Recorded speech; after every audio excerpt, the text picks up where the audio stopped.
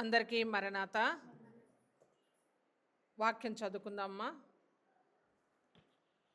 అపోస్తలుడైన పౌలు రోమీలకు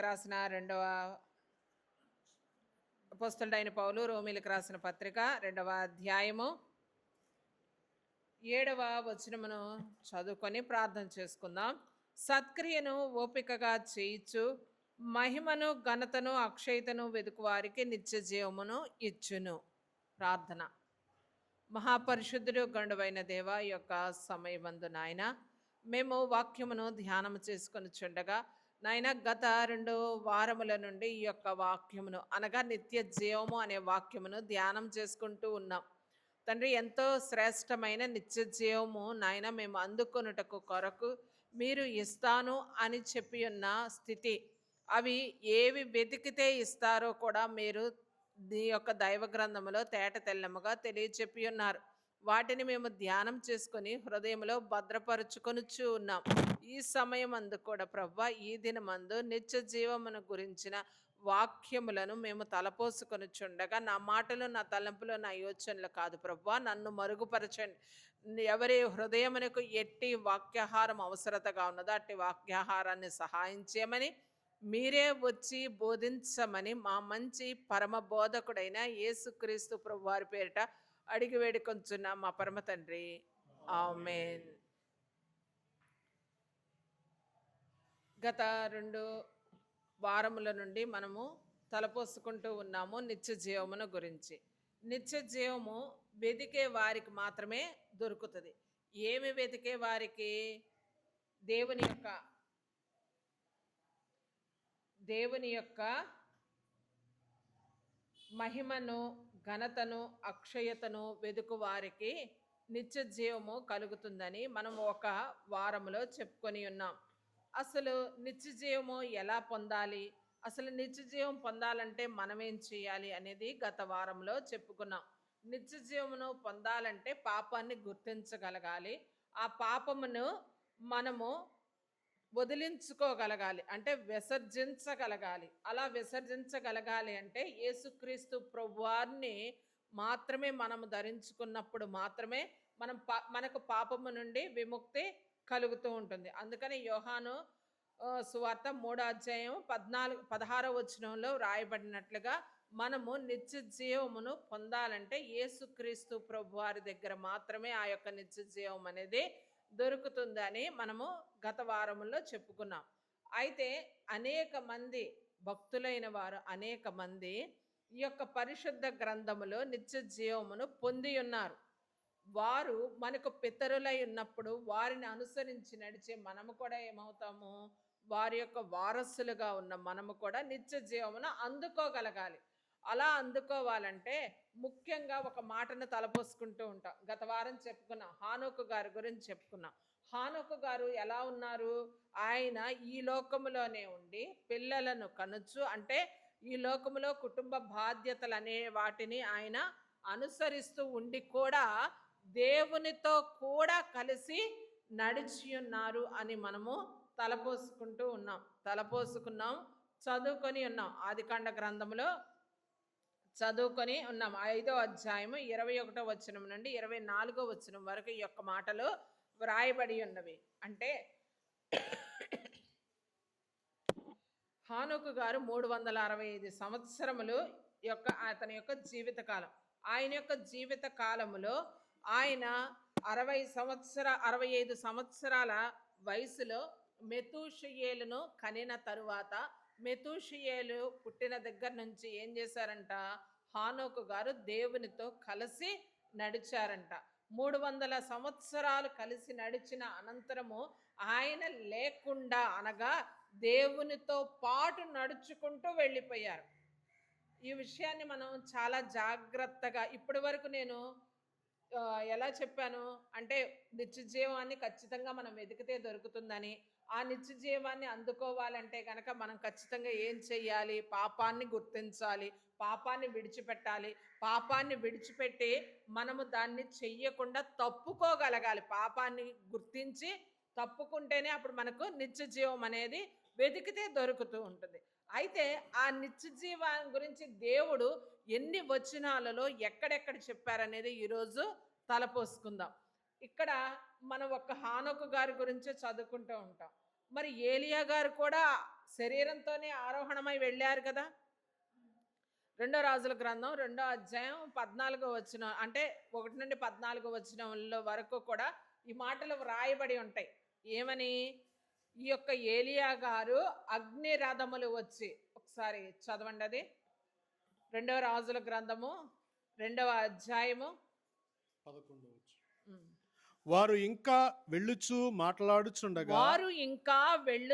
మాట్లాడుచుండగా ఇదిగో అగ్ని రథములు అగ్ని గుర్రములను కనబడి వీరిద్దరిని వేరు చేసెను. ఇక్కడ ఏలియా గారు ఎలీషా గారు ఇరువురు ఉన్నారు. ఎవరిని వేరు చేశారంట? ఏలియా గారిని ఎలీషా గారిని వేరు చేసి ఉన్నారు. ఆరోహణానికి అనగా దేవుని యొద్దకు నిత్య జీవముతో వెళ్ళడానికి సంపాదించుకున్న స్థితిని అనుభవిస్తున్న వ్యక్తి ఏలియా గారు. కానీ ఎలీషా గారు ఎలా ఉన్నారు? ఆయన ఈ లోకములో ఉండి ఉన్నారు. అంటే ఏలియా గారు వెళ్ళిన తర్వాత ఎలీషా గారు అద్భుతాలు చేశారు. కానీ వెళ్ళడానికి పూర్వము గురువు గారిని అనుసరిస్తూ యోర్దాను నది దాటేంత వరకు కూడా, యోర్దాను నది దాటినా కూడా ఆయనను విడిచిపెట్టకుండా ఆయనతోనే కలిసి వెళుతూ ఉన్నారనమాట. వెళుతూ ఉన్నప్పుడు నేను గత వారం చెప్పి ఉన్నాను, పరిశుభ్రత అపరిశుద్ధతను ఏం చేస్తుందంట? విడదీస్తుంది. విడదీసినప్పుడు ఇక్కడ సిద్ధపాటు కలిగిన వ్యక్తి ఏలియా గారు, సిద్ధపడడానికి సిద్ధంగా ఉన్న వ్యక్తి ఎలీషా గారు. వారి ఇరువురిని ఏం వేరు చేసిందంట? అగ్ని రథములు. నేను చాలాసార్లు చెబుతూ ఉంటాను, మనము బాప్తిస్మము పొందుకున్న వెంటనే పరిశుద్ధ ఆత్మ రావాలి. పరిశుద్ధ ఆత్మతో మనము ధ్యానము చేసే కొలది మనకేం కలుగుతుందంట? పరిశుద్ధ అగ్ని కలుగుతుందంట. పరిశుద్ధ అగ్ని కలిగినప్పుడు దానితో మనల్ని మనము శుద్ధీకరించుకుంటే, అనగా మన ఆత్మను, మన అంతరంగమును, మన యొక్క స్థితిని శుద్ధీకరించుకున్నప్పుడు మనము దేవుని యొక్క ఆత్మను లేదా దేవుని చూచే విధముగా మనము సిద్ధపడగలుగుతాం. అలా సిద్ధపడడం కోసం, అలాగా ఉండడం కొరకు మనం అగ్నిని సంపాదించుకోవాలి. అటువంటి అగ్ని అనేది ఈ లోకానికి దిగివచ్చి ఎవరెవరిని వేరు చేసింది? ఏలియా గారిని, ఎలీషా గారిని, ఇరువురిని కూడా ఏం చేసిందంట? వేరుపరచిందంట. వేరుపరచినప్పుడు ఈ యొక్క అగ్ని రథములు ఎవరిని కొనిపోయాయి? ఏలియా గారిని కొనిపోయాయి. అంటే ఆయన ఈ లోకములోనే అనేక శ్రమలను అనుభవించి, మనకు బాగా తెలుసు, బదరి వృక్షం క్రింద ఉన్నప్పుడు ఏలియా గారు ఏమని ప్రార్థన చేస్తారు? నేను ఇంక ఈ శ్రమలనేవి పడలేను, నన్ను తీసుకొని పో అని అన్నప్పుడు ఏలియా లేచి నీ ప్రక్కన ఉన్న ఆహారమును పుచ్చుకొనుము, నీకు సరి అయిన పని ఉంది అని చెప్పినప్పుడు ఆ యొక్క ఆహారం పుచ్చుకొని బలపడిన తరువాత ఆయన నిత్య జీవము కొరకు ఎంతగానో ప్రయాసపడతారు. అంత నిత్య జీవం పొందుకున్నప్పుడు ఆయనకి ఎటువంటి స్థితి కలిగిందంట? దేవుని యొద్దకు ఆరోహణమై, అనగా ఎగిరి వెళ్ళగలిగే అంతస్తు కలిగింది. రేపటి దినమందు మనమందరము కూడా యేసుక్రీస్తు ప్రభువారు మధ్యాకాశానికి వచ్చినప్పుడు మనందరము కూడా ఎలా వెళ్ళాలి? ఆరోహణమయ్యే వెళ్ళాలి. ఆరోహణమై వెళ్ళగలగాలి అంటే మనం ఎంత సిద్ధపాటు కలిగి ఉండాలి? ఆ యొక్క నిత్య జీవాన్ని ఎలాగా అందుకోగలగాలి? దేవుని మహిమను, దేవుని యొక్క అక్షయతను, దేవుని యొక్క, ఇక్కడ చదువుకుంటూ ఉన్నా, దేవుని యొక్క ఘనతను వెదుకు వారికి మాత్రమే ఏం దొరుకుతుందంట? నిత్య జీవం. మరి ఏవి ఎతకకుండా, అవి ఏవి మనం సంపాదించుకోకుండా మనం వెళ్ళిపోవాలి.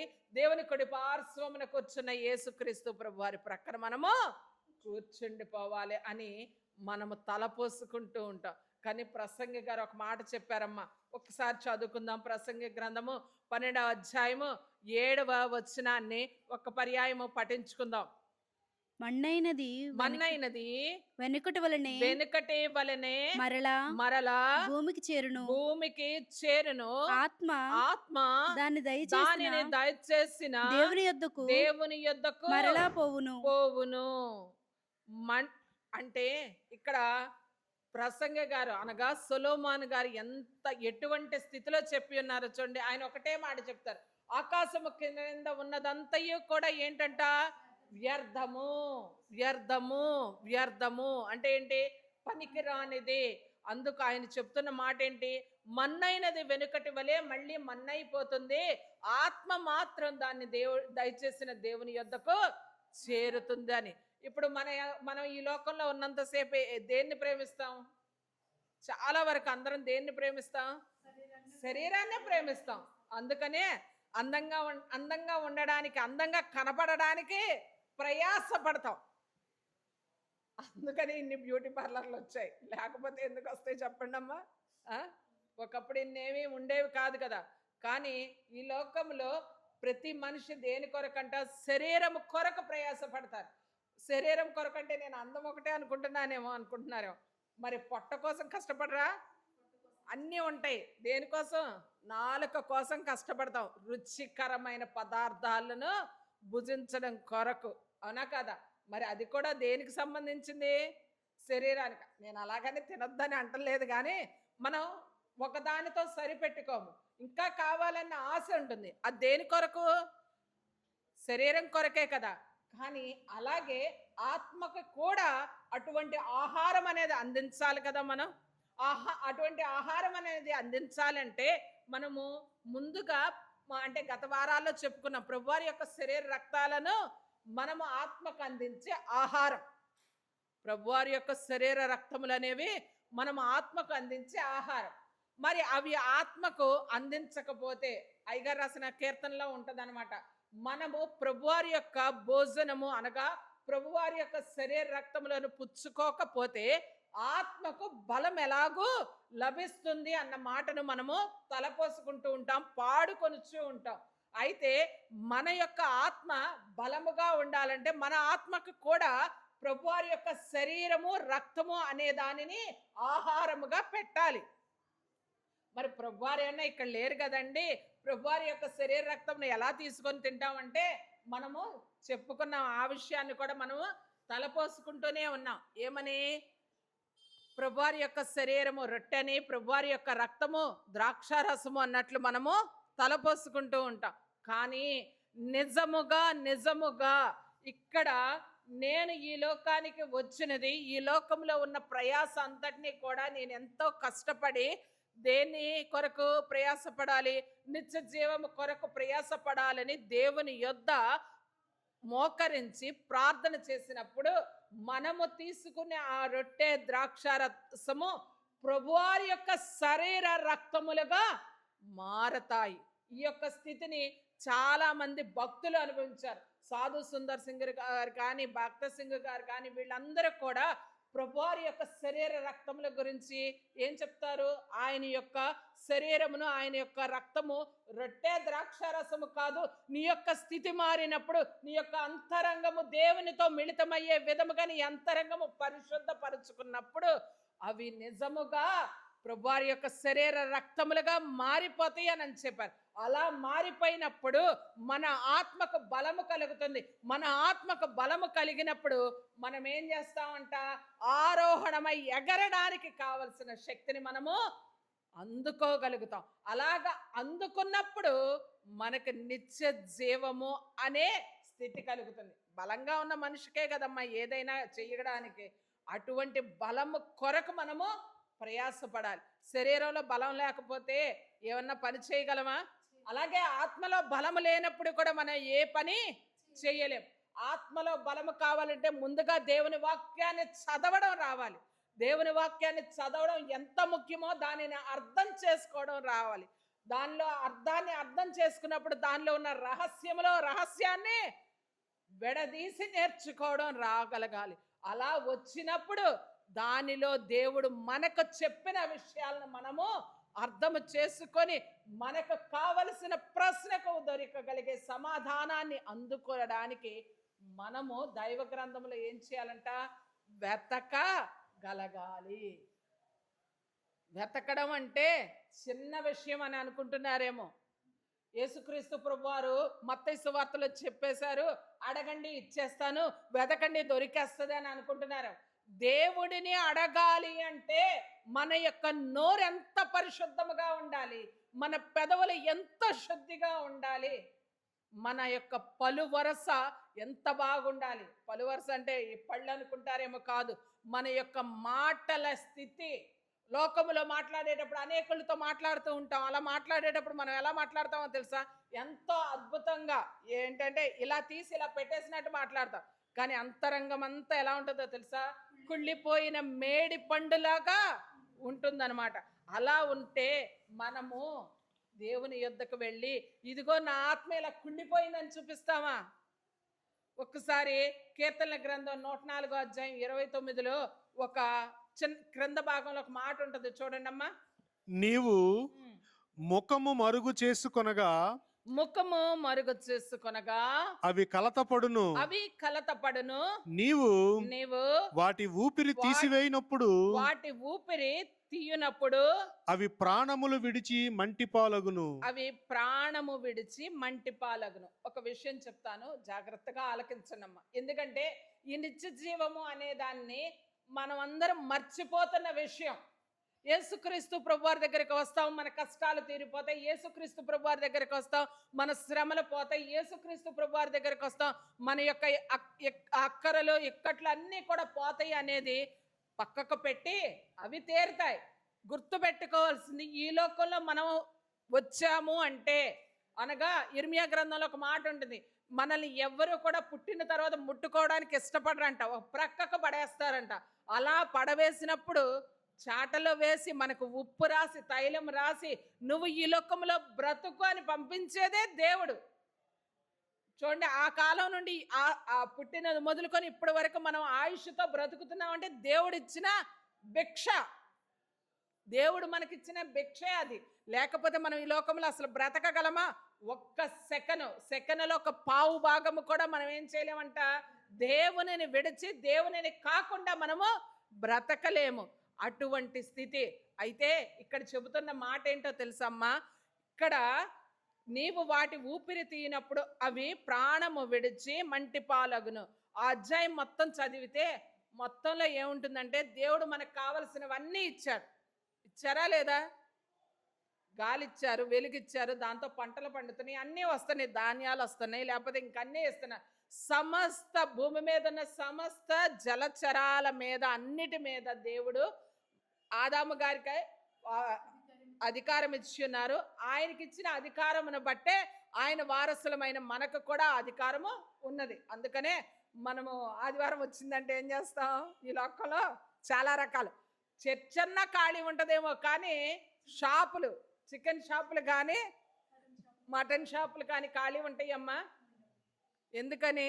దేవుడి కన్నా అదే ముఖ్యంగా మనము భావిస్తూ ఉంటారు చాలామంది. కానీ ఇక్కడ గుర్తించాల్సిన విషయం ఏంటో తెలుసా? వాటన్నిటికీ ఆహారం పెట్టేది ఎవరు? దేవుడు పెడతారా? దేవుడు రూపంలో ఉన్న మీరు పెడతారా? బాగా ఆలోచించండి. ఒక మేకను గొర్రెను పెంచుకుంటున్నప్పుడు మీరు యజమానుడిగా ఉన్నారు. ఎవరికి? గొర్రెకి కానీ మేకకు కానీ లేకపోతే ఒక ఆవుకో. వాటికి ఆహారం ఎవరు పెడతారు? దేవుడు వచ్చి పెడతారా? నువ్వే పెడతావు కదా. ఇక్కడ దేవుడు వచ్చి అందరికి ఆహారం పెట్టడం లేదు. అంటే ఈ భూమిని ఏలడం కొరకు నువ్వు ఏళ్తున్నావు అంటే నీ క్రింద ఉన్న వాటిని నువ్వు జాగ్రత్తగా చూసుకోవాలని. అలాంటప్పుడు నువ్వేం చేస్తావంట? వాటికి పెట్టకుండా నీ ముఖము తిప్పుకుంటావంట. నీకు అర్థమైందమ్మా? అంటే ఒక ఉదాహరణకు చెప్తాను. ఆవుకి గడ్డెయ్యాలి, టయానికి వేస్తారు, సమయానికి వేస్తారు. పల్లెటూరులో కాబట్టి ఇలా వేస్తారు.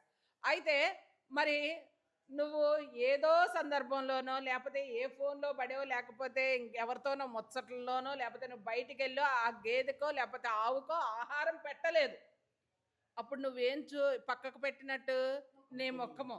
అమ్మో, ఈ గేదో లేకపోతే ఆవో ఎక్కువ ఆహారం తినేస్తుంది, దీనికి ఎక్కువ పెట్టకూడదని పక్కకు నువ్వు తొలిగావనుకో, అప్పుడు కూడా నువ్వేం చేసినట్టు? నీ ముఖమును పక్కకు చేసుకున్నట్టే. అలాంటప్పుడు అంట అవి అనుకుంటాయి అంట, వాటికి ఆహారము పెట్టే సమయంలో నీ ముఖమును నువ్వు పక్కకు పెట్టుకుంటూ ఉన్నావు. మళ్ళీ వాటి ప్రాణమును నువ్వు తీస్తావు. వాటి ఊపిరిని తీయనప్పుడు అవి ప్రాణము విడిచి మంటిపాలను. భోజనం పెట్టకపోతే ఏమైద్దమ్మా? చచ్చిపోతాయా లేదా? మరి మరి కొన్ని సందర్భాలలో వాటిని తినటానికి కూడా మనం చంపేస్తూ ఉంటాం. మరి అలాంటప్పుడు కూడా అవి మన కొరకేగా చచ్చిపోయేది, లేకపోతే వేరే వాళ్ళ కొరకు చచ్చిపోతాయా? అవి కూడా అలా చచ్చిపోయినా కానీ అవి ఏమవుతాయి? మంటిపాలు అవుతాయి అన్నమాట.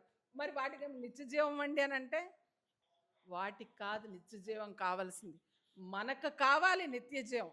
అవి మన క్రింద ఉండేవి, మనం వాటిని ఏలుతూ ఉన్నాం. నేను ఇది ఉదాహరణకు చెప్పానే కానీ ఇలాంటివి మనకు చాలా ఉంటాయి. మనం ఇర్మియా గ్రంథంలోనే చదువుతాం ఏమని, దేవుడు వచ్చి నిన్ను నన్ను పిలిచినప్పుడు మనం ఏం చేస్తామంట? దేవుని స్వరమును వినడానికి కూడా మనం వినిపించకుండా వీపు చూపిస్తామంట. దేవునికి మన ముఖము కనపడకుండా మన ముఖమును తిప్పుకుంటామంట. మరి నీ ముఖము కనపడనిమ్ము, నీ స్వరము వినపడనిమ్ము అని దేవుడు ఇర్మియా గ్రంథంలో చెప్తా ఉంటారు. కానీ నేను అవే చూడాలని వస్తే నీ యొక్క వీపుని నాకు చూపిస్తూ ఉన్నావు అన్నప్పుడు మనము ముఖము దాచుకునే వారముగా ఉంటాం. మనం ముఖం ఎందుకు దాచుకుంటామో తెలుసా? పాపము చేసినప్పుడు మాత్రమే మనము ముఖమును దాచుకుంటూ ఉంటాం. ఏ సందర్భంలో అయినా దాచుకుంటాం. తప్పు చేసిన వ్యక్తే ముఖాన్ని చాటేస్తాడు, దాచుకుంటా ఉంటాడు. అదే విషయాన్ని ఇక్కడ మనము తలపోసుకుంటూ ఉన్నాం. కానీ మనము ముఖమును దేవుని ఎదుట చూపించగలగాలి అంటే మనం ఎంత ప్రయాసపడాలమ్మా.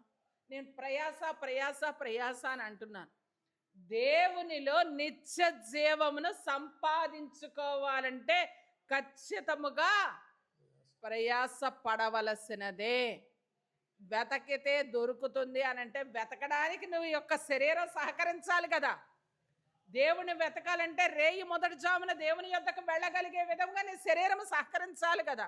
రేయి మొదటి జామున దేవుని దగ్గరకు వెళ్ళినప్పుడు ఒక రోజు కాదు, ఎన్నో రోజులు కష్టపడితేనే కదా దేవుడు మాట్లాడేది. లేకపోతే నువ్వు వెళ్ళావని, నువ్వు వచ్చేసావని దేవుడు వచ్చేసేసా మాట్లాడేసేయాల. అలాగా కాదు. దేవుని కొరకు మనము ప్రయాస పడుతున్నామనే ముసుగులో బ్రతుకుతూ ఉన్నాం అన్నమాట. దేవుడు మన కొరకు ప్రయాస పడుతున్నాడు, కానీ మనము దేవుని కొరకు ప్రయాస పడటం లేదు. ఈ విషయాన్ని అందరూ గుర్తించాలి, జ్ఞాపకం చేసుకోవాలి. మనం దేవుడి కోసం ఏ విషయంలో ప్రయాసపడ్డామో చెప్పండి అమ్మా. ఒక్కసారి ఆలోచించుకొని చెప్పండి. మనము దేవుని కొరకు, నేను దేవుని కొరకు ఇంతగా ప్రయాసపడ్డాను అనే విషయం చెప్పండి. నువ్వు దేవుని వాక్యాన్ని చెప్తున్నావు, అది దేవుడు నీకు అప్పగించిన బాధ్యత.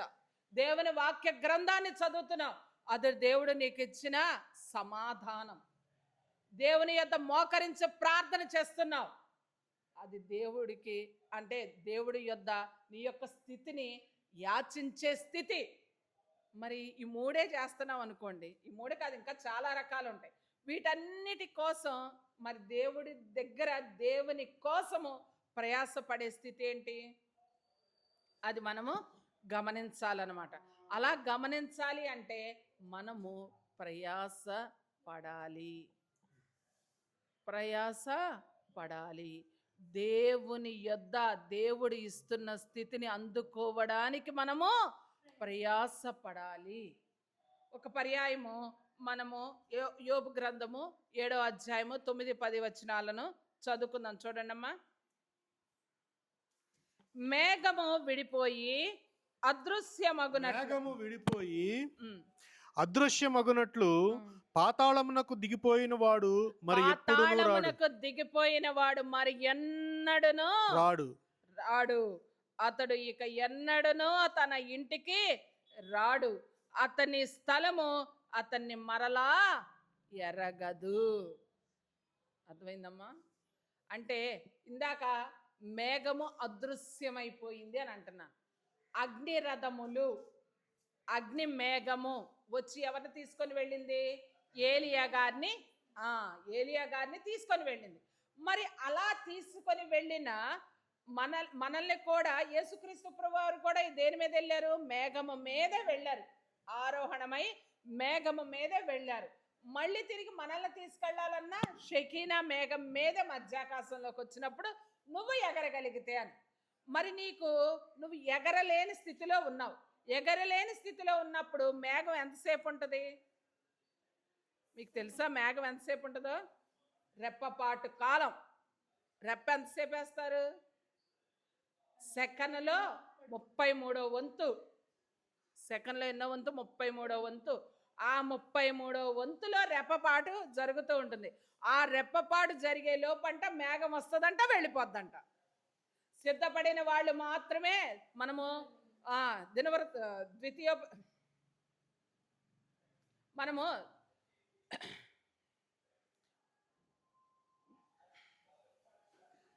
దైవ గ్రంథంలో చదువుకుంటూ ఉంటాం. దేవుని యొక్క కడుబోర శబ్దము అనే దాన్ని వినినప్పుడు మనము సిద్ధపడిన వారు మాత్రమే ఆ యొక్క ధ్వని శబ్దమును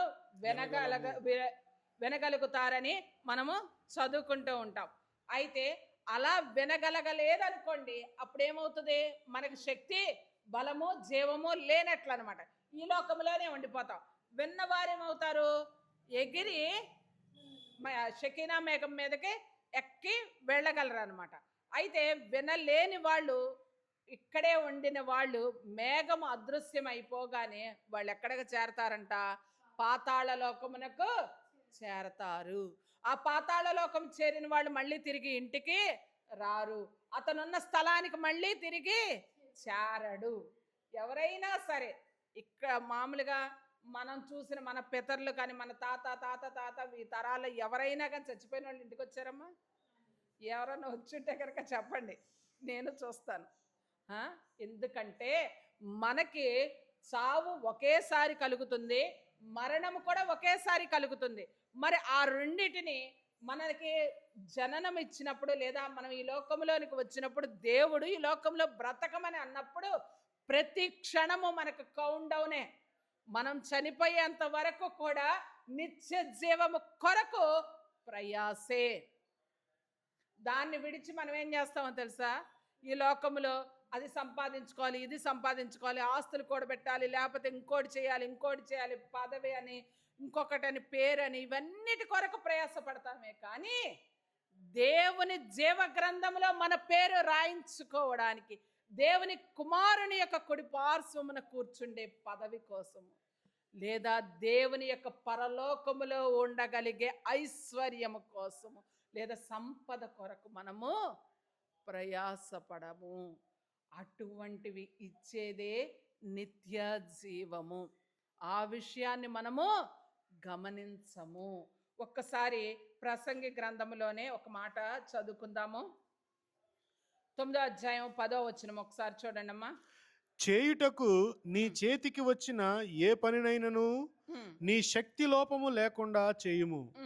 నీవు పోవు పాతాళమునందు పని అయినను ఉపాయమైనను తెలివి అయినను, పాతాళమందు పని అయినను ఉపాయమైనను తెలివి అయినను జ్ఞానమైనను లేదు. ఇప్పుడు నేను అంటే ఇన్ని వారాలుగా, ఇన్ని సంవత్సరాలుగా చెప్తున్నాను నేను, మీరు ఏది చేసినా ఈ లోకంలో ఇప్పుడే చెయ్యాలి, వేరే తర్వాత చేస్తామంటే కుదరదు. ఎందుకో తెలుసా?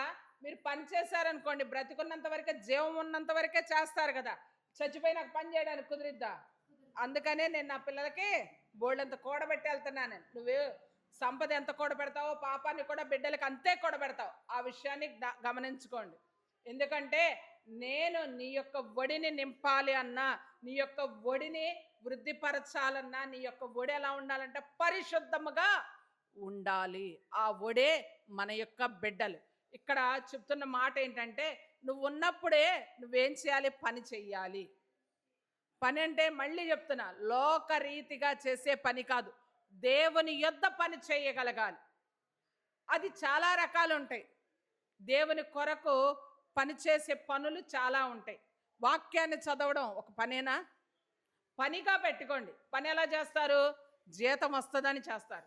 కానీ దేవునిలో పని చేస్తే ఆ జీతమే దేవుడిచ్చే నిత్య జీవము. మరి దేవుడి జీతం ఇవ్వడండి? ఖచ్చితంగా ఇస్తాడు. దేవుడిచ్చే జీతం ఎవరికి కనబడదు. కానీ అంటే లోకంలో కొన్ని ఐశ్వర్యమును బట్టి, కొన్ని వృద్ధులను బట్టి కనబడొచ్చేమో, కానీ దేవుడిచ్చే జీతము పరలోకములో దాచబడిన ధననిధి. అది ఒక గవిని అయి ఉంటుంది అనమాట. అర్థమైందమ్మా? అటువంటి స్థితి నువ్వు ఈ లోకంలో ఉండగానే, బ్రతికుండగానే చెయ్యాలి. నువ్వు పాతాళానికి వెళ్ళిపోయిన తర్వాత నేను పని చేస్తాను. చాలామంది ఒక మాట అంటారు, నేను రిటైర్డ్ అయిన తర్వాత దేవుని పని చేస్తానండి, నాకు రిటైర్మెంట్ వచ్చిన తర్వాత నేను దేవుడి కోసం దేవుని సేవ చేస్తానండి అని అంటారు. ఏంటమ్మా దేవుడికి అంటే నీ పనంతా ఈ లోకంలో అంతా చక్కబెట్టేసుకొని నిన్ను విశ్రాంతి తీసుకోమనే సమయంలో నువ్వు ముసలివాడివి అయిన తర్వాత లేదా ముసలిదాని అయిపోయిన తర్వాత అమ్మ దేవుడు పని చేసేది? ఇదేనా మరి దేవుడికి నువ్వు చేసే పని? పని పని యవ్వన కాలంలో పుట్టిన బిడ్డలు బలవంతుని చేతిలో బాణముల వలె ఆయుధముగా ఉంటారని నువ్వు యవ్వన కాలంలో చేయాల్సిన ప్రార్థన అంతా విడిచిపెట్టేసి నేను ముసలి కాలంలో చేస్తాను. ముసలి కాలంలో చేసినా కూడా దేవుడు అంగీకరిస్తారు, నేను కాదని అంటలేదు. వృద్ధుల మీద, ముసలి వారి మీద, ప్రతి ఒక్కరి మీద దేవుని యొక్క ఆత్మను కుమ్మరిస్తారు అని మనం అపోస్తుల కార్యముల గ్రంథంలో చదువుకుంటూ ఉంటాం. అది కాదు, నీవు ఈ లోకంలో తిరగాల్సిందంతా, చెయ్యాల్సిన చెడంతా, పాపమంతా చేసేసి నేను రిటైర్డ్ అయిన తర్వాత లేదా నేను ముసలితనం వచ్చి, చాలామంది చెప్పే మాట, 100కి 90 మంది చెప్పే మాట ఏంటో తెలుసా? నాకు ఒక వయసు వచ్చిన తర్వాత ఇప్పుడంటే పిల్లల కోసం సంపాదించాలండి, ఇది అయిపోయిన తర్వాత నేనేం చేస్తాను? దేవుడి పని చేస్తాను. దేవుడి పని అంటే ఏంటో తెలుసా? దేవుని సేవ అంటే ఏంటో తెలుసా? దేవునికి వాక్యాన్ని చెప్పడం. వాక్యాన్ని చెప్పడం కన్నా వాక్యాన్ని అనుభవించడం చాలా గొప్ప అవసరం అన్నమాట. అది చాలా చాలా ముఖ్యమైనది. మనం దేవుని వాక్యాన్ని చెబుతున్నాం, దేవుని వాక్యాన్ని వింటున్నాం అని అంటారే కానీ దేవుని వాక్యాన్ని ఎవరు కూడా అనుభవించడం లేదు. దేవుని వాక్యాన్ని అనుభవిస్తే దానిలో ఉన్న రుచి నీకు అర్థమవుతుంది. మనం కీర్తన గ్రంథంలోనే చదువుతాం, దేవుని యొక్క వాక్యాన్ని రుచి చూసి తెలుసుకొనండి, యెహోవా ఉత్తముడని రుచి చూసి తెలుసుకొనండి.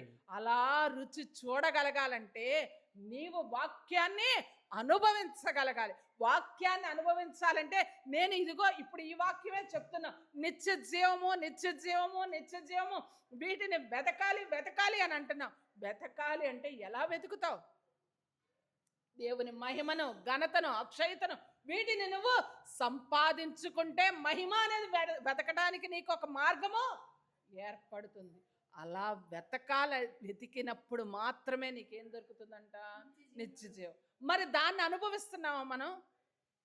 ఈ లోకంలో ఉన్న జీవం కోసమే, ఈ లోకంలో ఉండే జీవం 70-80 ఏళ్ళు అంతకు మించి ఉండదు కదా, ఆ జీవం కోసమే మనం వెతుకుతూ ఉన్నామే కానీ దేవుని యొక్క నిత్య జీవితం, శాశ్వత కాలము ఉండే నిత్య జీవము కోసం మాత్రం మనము వెతకడము లేదన్నమాట. అది వెతకండి, అది వెతికితే దొరుకుతుంది. దాన్ని వాక్యాన్ని అనుభవించడం నేర్చుకోండి. అప్పుడు మీకు గొప్ప స్థితి కలుగుతుంది. గొప్ప స్థితి కలిగినప్పుడు గొప్ప మేలు కలుగుతుంది అన్నమాట. అందుకని అయ్యగారు చెప్తుంటారు, స్తుతి వల్ల స్థితి మారుతుందని. దేవునిని పొగడడం వల్ల, దేవుని కోసము దేవుడు చేసిన అద్భుతాలను మనము మరవకుండా తలపోసుకుంటూ ఉన్నప్పుడు మనకి స్థుతి అనేది వస్తుంది. స్థుతి కలిగినప్పుడు మన అంతరంగం ఎలా ఉంటుందంట? దేవునితో మిళితమయ్యే స్థితి అనేది కలుగుతూ ఉంటుంది. పెద్దలు చెప్పిన ఏ మాట కూడా నిరర్ధకం కాదమ్మా. పెద్దలు ఎంతో అనుభవించి మనకు ఆశీర్వాదకరముగా ఇచ్చి ఉన్నారు. ఆ మాటల్ని మనం అనుభవించాలి, ఆ వాక్యాన్ని మనం అనుభవించాలి. నేను వాక్యం చెబుతున్నాను, నేను వాక్యాన్ని బోధిస్తున్నాను, లేదా వాక్యం చదువుతున్నానంటే ఇవేవి గొప్ప కాదు.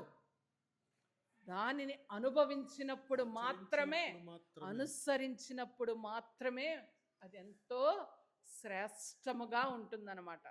శ్రేష్టమైన వ్యక్తులు మాత్రమే శ్రేష్టమైన ఫలములను కోస్తారు, శ్రేష్టమైన ఫలములను తింటారని మనం దైవ గ్రంథంలోనే చదువుతూ ఉంటాం కదమ్మా. మరి ఆ స్థితిని అనుభవించాలంటే మనం కూడా అటువంటి శ్రేష్టతలోనికి వెళ్ళాలి. ఈ లోకంలోనే ఆ పని చెయ్యాలే కానీ పాతాళ లోకానికి వెళ్ళిన తర్వాత నీకు అక్కడ ఏ పని ఉండదంట, ఏ ఉపాయము ఉండదంట, ఏ తెలివి ఉండదంట, ఏ జ్ఞానము ఉండదంట. అర్థమైందా తల్లి? పాతాళంలో ఎటువంటి తెలివి ఉండదు.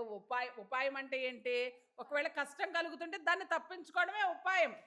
తెలివి అంటే అనేక రకాల తెలివితేటలు ఉంటాయి కదమ్మా. అంటే ఏదైనా పనిని చాలా తేలికగా చేయగలగడాన్ని తెలివితేటలు అంటారు. జ్ఞానం అంటే ఏంటి? ఆ తెలివిలోనే ఆ జ్ఞానాన్ని ఉపయోగించి నువ్వు చేయగలవు. అలాంటివి మనకెక్కడ ఉండవంట? పాతాళ లోకంలో ఉండవు. ఈ లోకంలో మాత్రం ఎక్కువగా ఉంటాయి. ఆ లోకంలో ఉన్నప్పుడు మనం ఏం చేస్తాం? వాటిని దేనికి వాడతాం? శరీరానికి వాడతాం. నేను ఇంకా స్మార్ట్గా ఉండాలి, నేను స్మార్ట్గా డబ్బులు సంపాదించాలి, నేను స్మార్ట్గా వర్క్ చేయాలి అని అనుకుంటామే తప్ప, నీవు ప్రయాసపడుతున్న స్థితిలో నీ ఆత్మ కొరకు మాత్రం నువ్వు ప్రయాసపడు. నేను నా యొక్క ఆత్మను శుద్ధిపరుచుకోవాలి, దేవుడు అడిగినప్పుడు నేను నా ఫలములను అందించగలగాలి, దేవుడు నన్ను చూడడానికి వచ్చినప్పుడు నా ఫలములను ఎలాగ చూపించగలగాలి, దేవుని యొక్క వరములను అనుభవించగలగాలి, దేవుడిచ్చే సర్వాంగ కవచమును ధరించుకోగలగాలి అని మనం ఎప్పుడైనా తలపోస్తామా? అసలు వాటి కొరకు ఎప్పుడైనా ప్రయాసపడతామా? ఇవన్నీ లేకుండా నీకు వస్త్రములను ఇవ్వాలంటే దేవుడు ఎలా ఇస్తారు? ప్రకటన గ్రంథంలోనే చదువుతాం, నీ దిశములను కప్పుకునేటట్లు నా యొద్ద వస్త్రమును కొనుక్కో అని చెప్తూ ఉంటారు. అగ్నిలో పుటము వెయ్యబడిన బంగారము వలె ఉంటుంది. అయితే మనకి వస్త్రములు ఎవరిస్తారో తెలుసా?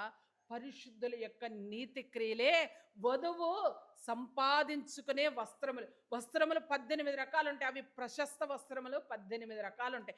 ఆ 18 వస్త్రములను నువ్వు సంపాదించుకుంటే నువ్వు దిశములను కప్పుకుంటావు. కానీ దేవుని ఎదుట నీ యొక్క స్థితిని ఎలా ఉందో దేవుడే చెప్తూ ఉన్నాడు. మీరు ఇలా ఉండొద్దు అని అంటున్నారు, కానీ మనం అలాగే అలాగే అలాగే అలాగే ఉంటాము అని అంటే, నువ్వు పాతాళానికి వెళ్ళినాక నేను చేస్తాను, అదే ఇందాక చెప్పాను కదా, రిటైర్డ్ అయిన తర్వాత చేస్తాను. మరి ఈ మిగిలిన కాలం అంతా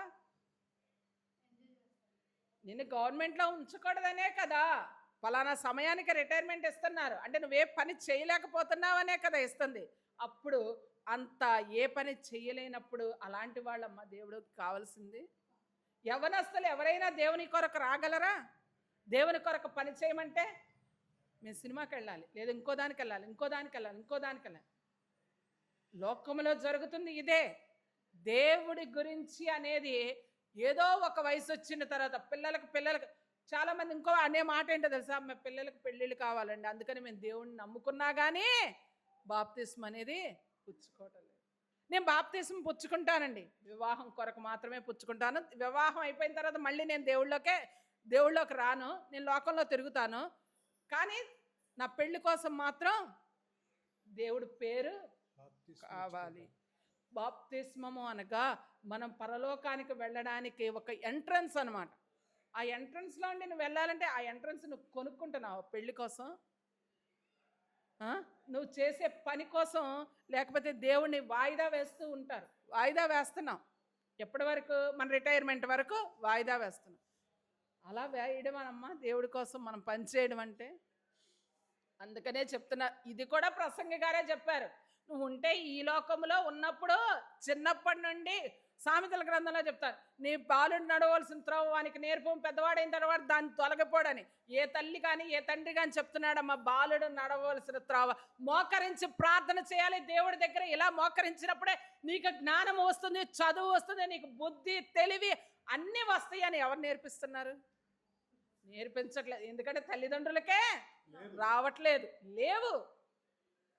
అలా వచ్చినప్పుడు నువ్వు పాతాళంలోకి వెళ్ళిన తర్వాత ప్రయాసపడి అయ్యో నేను ఇలా ఉన్నాను అని అనాల్సిన అవసరము లేదు. చిన్నప్పటి నుండి బాలుడికి నిజంగా త్రోవ నేర్పిస్తే వాడు పెద్దవాడైన తర్వాత కూడా అదే త్రోవ అనేది అనుసరిస్తాడు. అంతేనమ్మా? అయితే ఇంకొక మాటను చెప్పుకుందాం చూడండి. కానీ మనకి దేవుడిచ్చే శాపం ఒకటి ఉంటుంది. అదేంటో తెలుసా? మరణం. శరీర మరణమా, ఆత్మ మరణమా? ఏ మరణం? 2 మరణాలు ఉన్నాయి. ఏమేం మరణాలు? శరీర మరణము, ఆత్మ మరణము. శరీర మరణం అంటే ఆటోమేటిక్గా ఇక్కడ 70-80 ఏళ్ళకి మనం చచ్చిపోతాం. ఆత్మ మరణం అంటే ఏంటి? ఇందాక ప్రసంగారే చెప్పారు, ఏమని? మట్టి అయినది మట్టిలోకే పోద్ది. మనం మట్టి నుండి తీయబడ్డాం కాబట్టి మనం మట్టిలోకే పోతాం.